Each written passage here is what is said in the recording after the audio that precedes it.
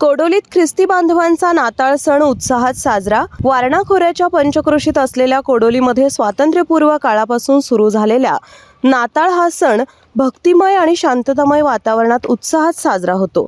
कोडोलीतील चर्चची स्थापना 1919 मध्ये करण्यात आली आहे.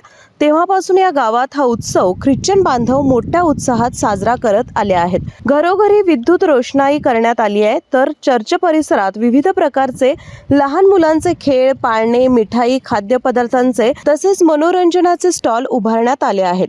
यामुळे कोडोलीला जत्रेचे स्वरूप आले. 100 वर्ष पूर्ण झालेल्या चर्च इमारतीची नाताळ निमित्त रंगरंगोटी करून विद्युत रोषणाईने सजवण्यात आली आहे. आज चर्चमध्ये विविध कार्यक्रमांचं आयोजन करण्यात आलं होतं. कोडोली आणि परिसरातील ख्रिश्चन समाजातील लोकांची संख्या मोठी आहे. कोडोली परिसरातील विविध गावातील आणि विविध समाजातील नागरिक नाताळात सहभाग घेत असतात. आज सकाळी कोल्हापूर चर्च काउन्सिलचे SR रणभिसे, दुपारी KDC चर्चचे रेव्हरंड आशुतोष आवळे यांनी चर्चमध्ये सामुदायिक प्रार्थना भक्ती घेतली. यावेळी वारणा विविध उद्योग समूहाचे अध्यक्ष आमदार डॉक्टर विनय कोरे, गोकुळदूत संघाचे संचालक अमरसिंह पाटील यांनी चर्चला भेट देऊन सर्व ख्रिस्ती बांधवांना नाताळ निमित्त शुभेच्छा दिल्या.